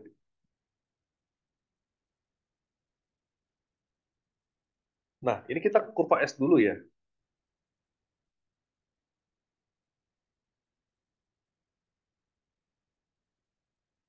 Untuk patokan selesai pekerjaan itu biasanya dari mana, Pak? Misalnya pelepasan backisting dan kolom. Apakah melalui SNI saja? Nah, kalau pelepasan backisting dan kolom itu kan tergantung dengan yang namanya eh, ini loh, Mas. Kalau yang pelepasan itu di materi ini. Nih, ketergantungan alamiah dengan ketergantungan sumber daya. Jadi ketergantungan alamiah. Backistingnya itu kalau misalnya kayak plat lantai 2 itu kalau kita bongkar sebelum waktunya itu roboh, failure, failure. Jadi menurut SNI ditulis bahwa setelah hari ke-28 itu baru boleh dibongkar ininya apa sih namanya backistingnya. Total ya, backisting itu nggak cuma backisting doang dengan perancahnya juga, karena kan dia di lantai 2. Gitu. Di situ eh, peraturannya seperti itu gitu. Soalnya nekat, silahkan aja kalau nekat gitu. Nah, itu kita pertimbangkan dalam durasi pembukaan backlisting itu kita pertimbangkan di dalam schedule. Jadi schedule kita real gitu, mensimulasikan bahwa eh, kita mengikuti aturan.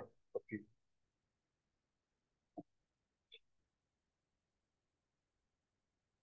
Coba dicari di SNI struktur tuh, ada tuh.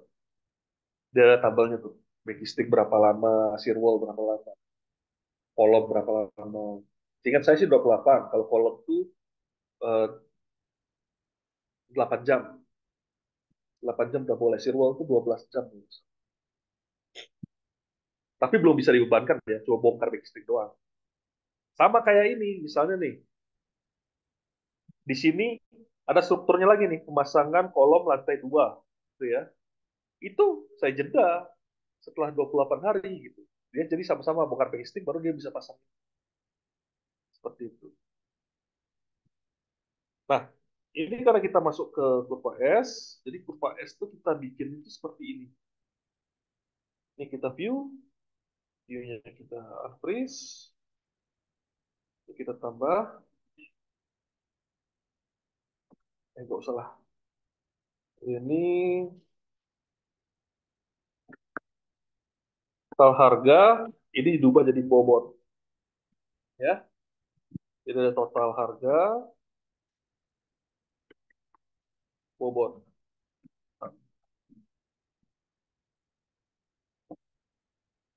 Bisa kita delete.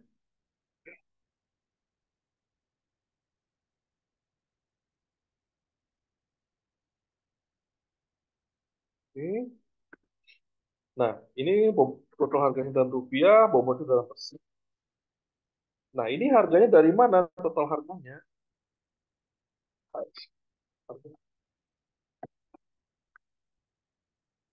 Ini harganya yang kita ambil dari OE tadi, OE. Ya, OE tadi, ini yang kita ambil nih, jumlah harga ini. Nah, ini kita ambil, masukkan di sini. Ya, ini harganya nih. Ini juga sama, jumlah harga.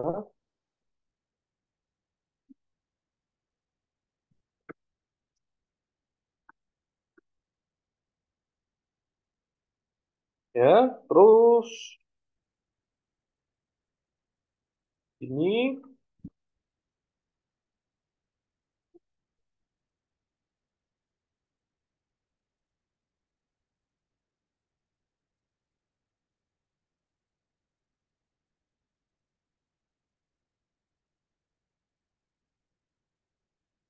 nah, sorry, khusus yang ini nih, nah kurva S nih, sorry. Ini kan ini kan kita jabarkan ya. Ini kan kita jabarkan ada pembongkaran backlisting, ada pemasangan fabrikasi pembesian dan lain-lain ya. Nah, ini bisa kita hilangin nih fabrikasi ini kita bisa hilangin. Fabrikasi kita hilangin. Nah, bongkar backlisting bisa kita hilangin. Tapi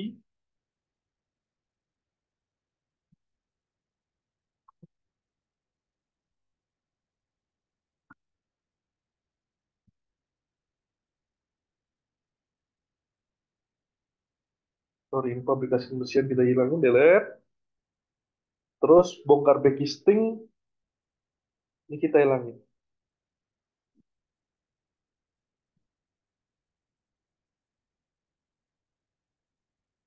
Publikasi, bongkar backcasting, kita hilangin.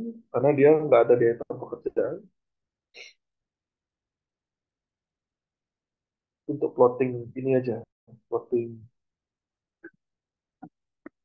real. Hmm.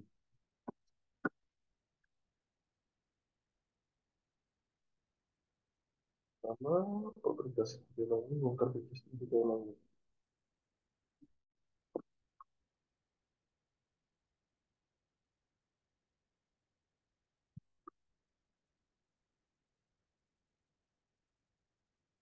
Aduh.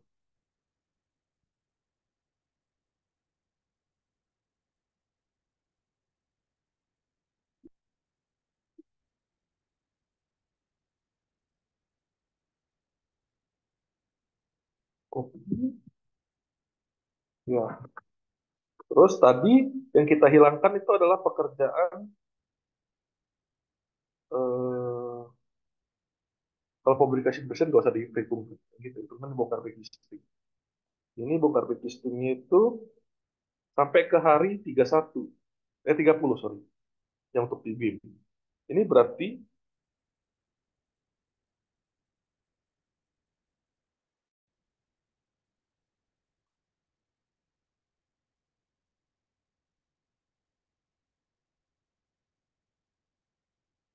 Ini berarti sampai hari ke 30 juga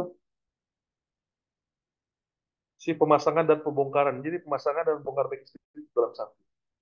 Jadi kita panjangin. Oh, cek. Nah, kolom itu sampai kapan nih? Sampai hari ke 44. Ini sampai ke hari 44. Hmm.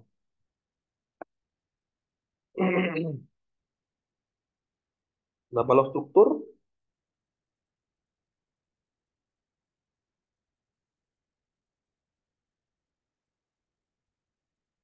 sampai ke hari 89.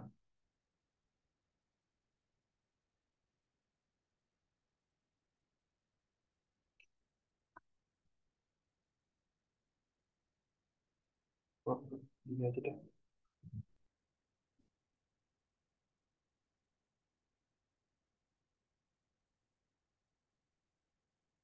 Tiga hari di sini. Terus 5 hari.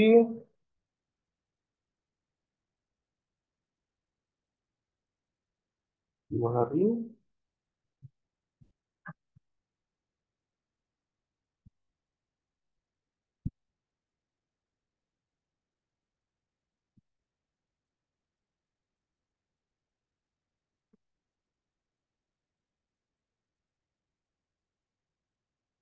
Terus di sini 89.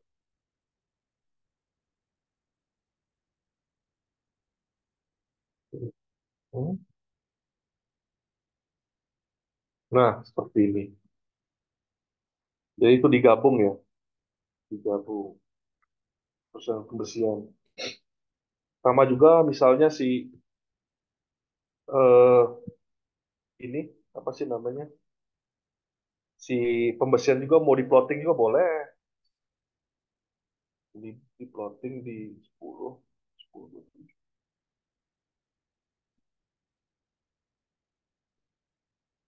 ini seperti ini.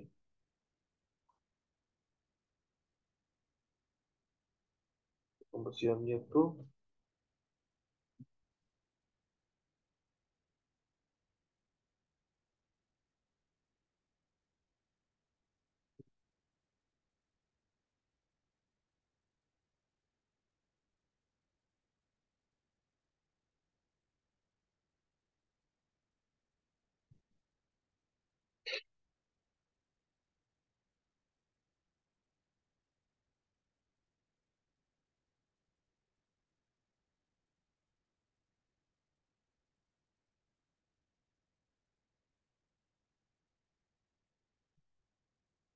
Ya, seperti ini. Nah, ini bar chartnya. Nah, setelah itu ini kita jumlahkan. Ini jumlah nih, sum, totalin aja nih semuanya. Total nilainya itu berapa?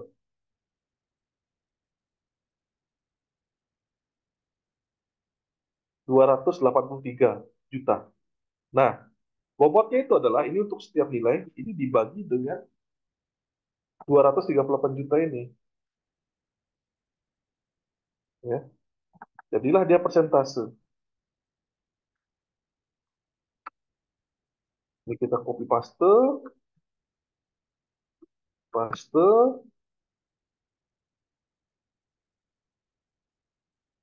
paste, copy paste, copy paste. Ya. Terus ini ditotalkan, dijumlahkan, harus 100%. Ini 100% ya. Seperti itu. Jadi jumlah harga total bobot. Nah, ini kan ada bar ya. Ini ada bar. Ini ada bar. Jadi si bobot ini itu dimasukin ke barnya. Ini kita delete aja kali ya.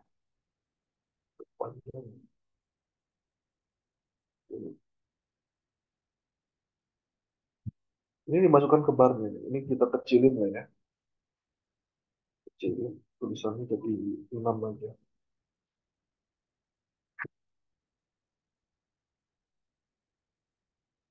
Nah, ini dimasukin ke bar. Jadi karena ini satu hari, eh, tulisannya jadi kecil nggak kelihatan ya.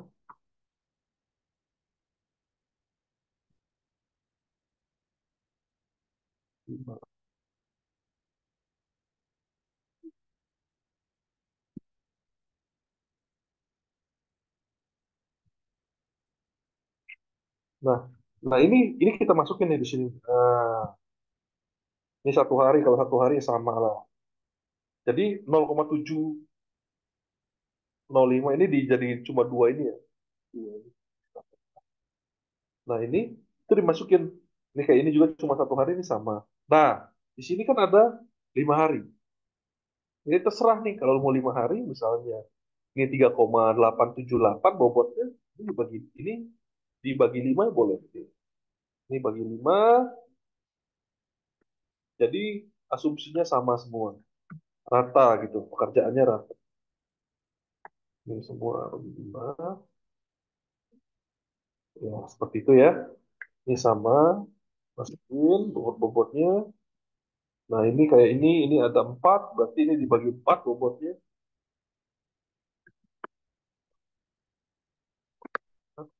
Ini sama semua. Nah, tapi kalau misalnya ini misalnya di sini nih kalian mau masukin 25% dari nilai ini. Boleh. 25% nilai ini, 2% misalnya. 20% dari nilai ini. Ini 20%. Terus di sini 30%, nih 30%, ini 20%. Boleh, silahkan aja. Cuma ini biar saya gampang, saya bikin rata aja. Jadi cara pembobotannya seperti itu. Ini masuk. Terus di sini kita punya 6 hari, ini dibagi 6,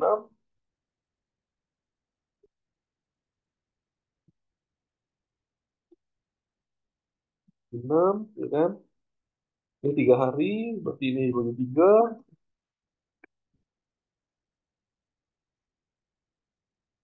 Nah, terus eh, pemasangan backcasting, ini ada totalnya 6 hari, berarti ini dibagi 6, ini juga bagi 6, ini sama juga nilainya, ya kan? Terus pembersihan ini 2 hari, sorry, bukan 2 hari. Ini pembersihan tuh ada 5 hari, berarti ini bagi 5.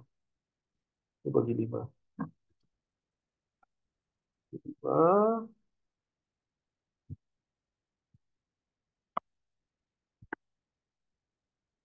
ini sama semua.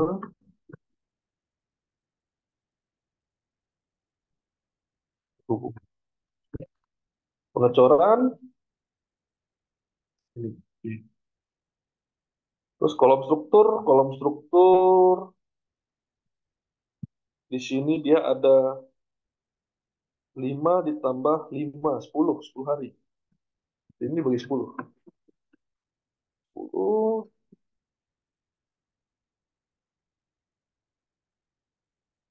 10. Di sini ada pembersihan tuh ada 3 hari ditambah 4, 6 hari. Jadi 6 hari.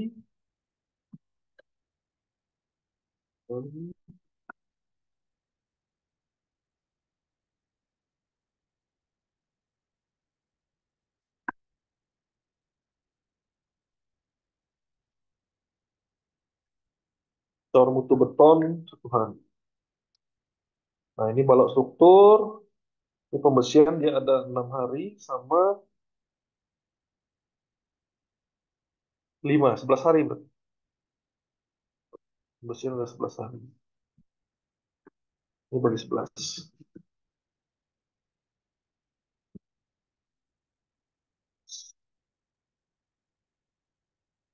Mas.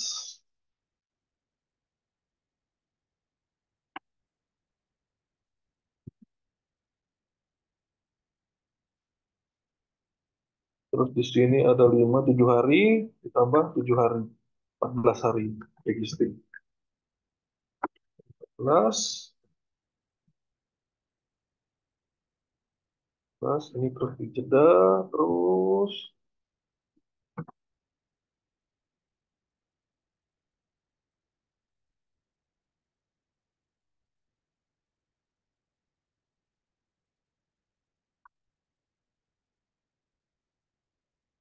Oke. Terus pengecoran 2 hari.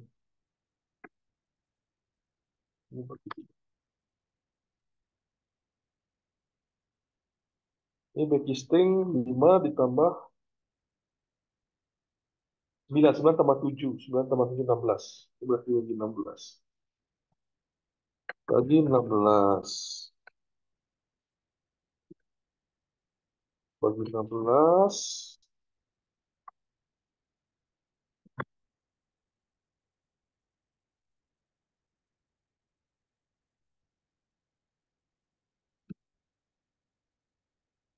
Ya. Terus pembersihan 7 hari ditambah 7 hari 14. 14.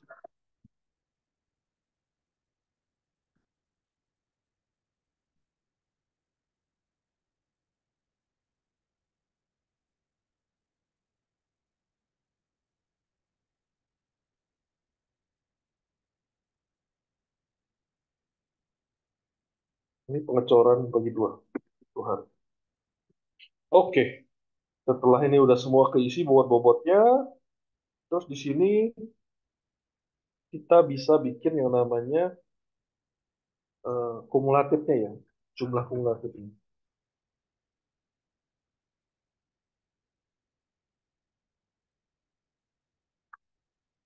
Bobot.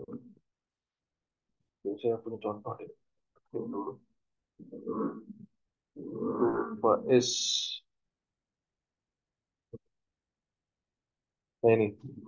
Jadi ada,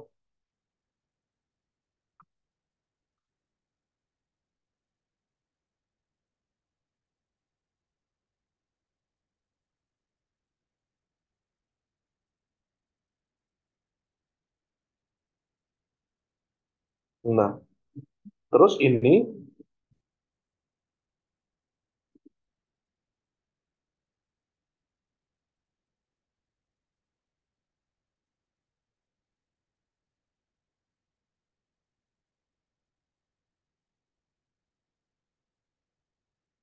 nah ini dia punya jumlah total ya. Jadi jumlah totalnya itu jumlah total ya, jumlah total ya. Jumlah total itu dijumlah untuk setiap harinya. Nah, jadi ini bobot untuk bobot persentase pekerjaan untuk setiap harinya. Gitu ya. Ini dijumlahkan,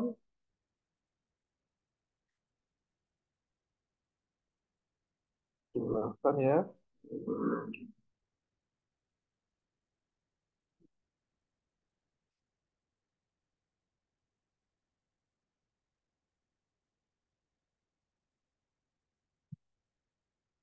Setelah itu ada jumlah rencana kumulatif. Rencana kumulatif itu di hari pertama.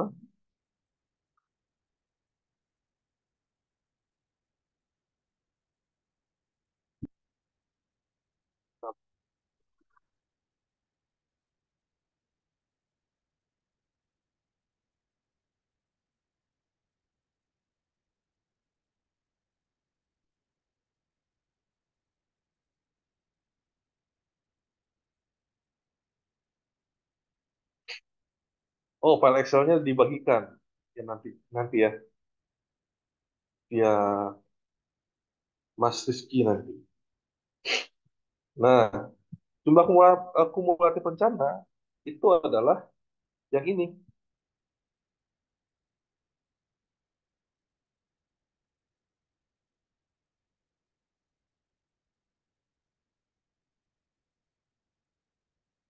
Nah, ini di hari kedua. Hari kedua itu jumlah hari pertama, hari kedua ditambah hari pertama.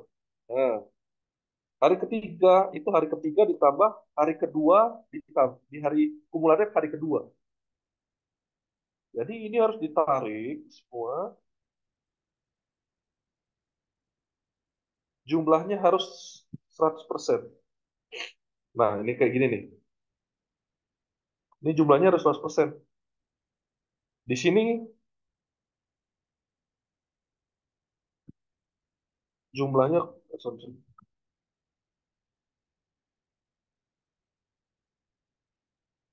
Nah, ini kayak gini nih. Ini jumlahnya nggak 100% deh. Berarti ada yang salah. Karena kan ini kan bar ya, yang namanya bar.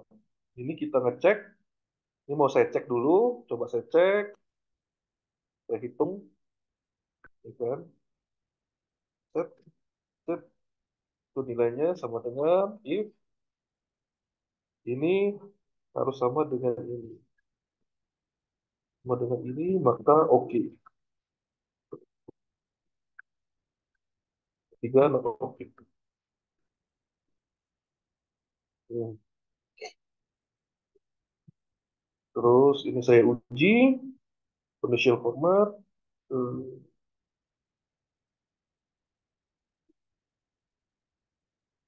oke.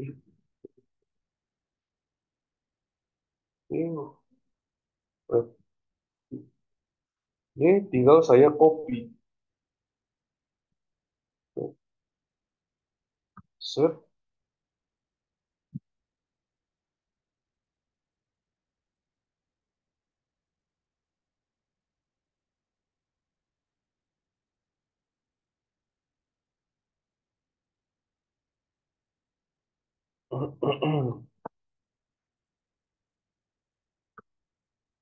Nah ini dia, ini not oke nih. Ada satu yang salah, pemasangan pembersihan. Satu, dua, tiga, empat, lima, tujuh, tujuh, ditambah tujuh, 14. Oke, salah tarik. Sorry. Nah, ini jumlahnya totalnya sudah 100%. Ini 100%. Ini kita bikin pakai dua, dua di belakang koma saja. Ya, ini 100% ya. Sudah 100%. Nah, sudah sampai sini. Ini kita bikin yang namanya kurva S. Insert kurva S. Kita insert kurva S-nya. Insert. Hmm, saya mau pakai ini.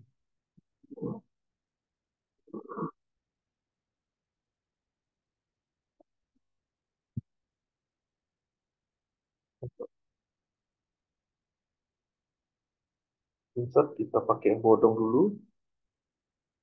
Insert. XY. Ya, X-nya itu jadi XY, jadi kurvanya seperti ini. X terhadap hari ya. Terhadap hari, insert data, select data, add eh, kurva kurva S plan.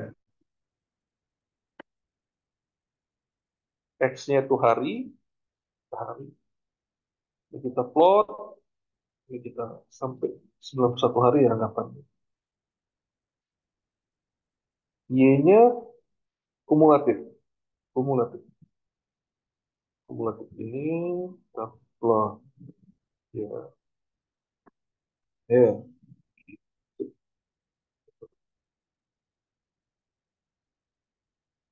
Dapatlah seperti ini. Ini saya ubah dulu.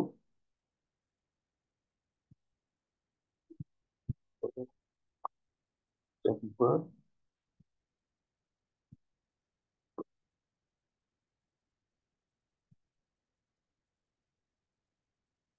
Nggak usah pakai.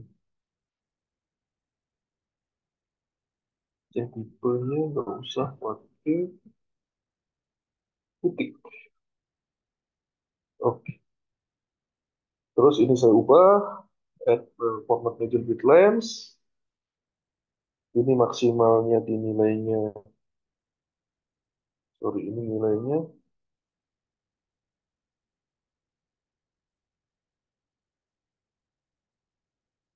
Sorry, format aksis. Di maksimumnya 1 aja. 1. Oke. Ini maksimumnya 100. Oke. Terus ini saya delete. Saya delete. Saya delete. Saya delete. Saya delete. Format plot. Online. Fill. No fill. No fill. Ini saya bikin eh, warnanya merah.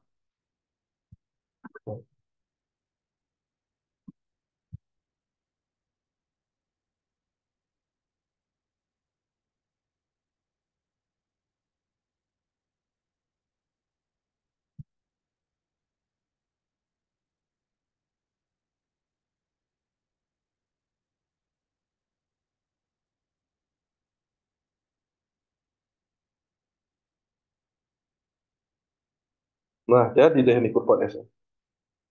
Nah, kira-kira seperti itu. Jadi ini kurva S-nya nih.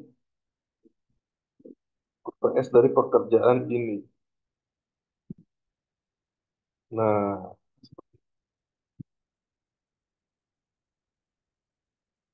izin bertanya dari Rudi Setiawan, apakah ada standarisasi acuan pembiayaan agar ketika terjadi pembengkakan anggaran atau perampingan terapi dapat diketahui?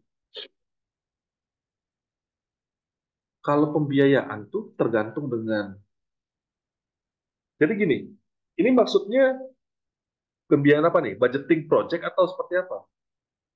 Kalau budgeting project, si owner tuh biasanya dia nggak mungkin, kan saya pernah cerita, ada 3 jenis estimasi. Magnitude of estimation, terus ada, aduh lupa saya, tengah-tengah, yang terakhir itu definitif RAP. Nah, kalau yang kayak budgeting itu, dia yang tengah-tengah. Jadi dia ada leverage-nya. Misalnya nih, kalau misalnya dihitung detail, harga proyek 1 miliar. Tapi di budget tuh biasanya mereka menuliskan di 1,2. Jadi dia ada kelebihannya. Kalau terjadi apa-apa, mereka masih punya 200 juta lagi. Biasanya seperti itu.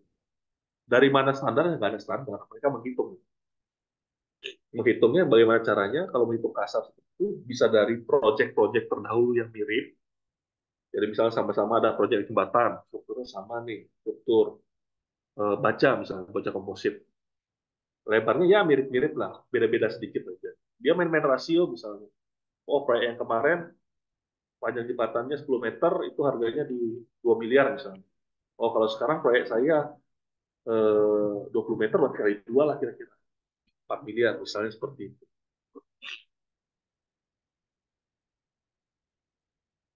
Seperti itu. Ya kira-kira seperti ini sampai di kurva S ya. Kayaknya nggak sempat saya ngeliatin Microsoft Project. Ya, mungkin dalam project lain waktu aja. Tapi yang pasti ini udah lengkap sih, sudah sampai ke kurva S. Jadi harusnya sih mudah-mudahan kawan-kawan paham ya dengan kurva S ini. Jadi udah selesai lah, ini udah jadi kurva S-nya. Di sini selesai materi saya. Gitu. Kalau ada pertanyaan silahkan, kalau nggak saya coba tutup.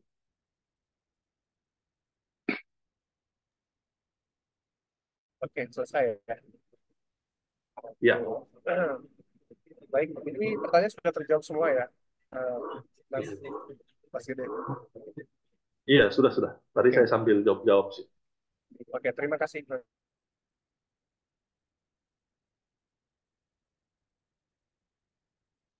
Wah, Mas Rizky lagi di bus.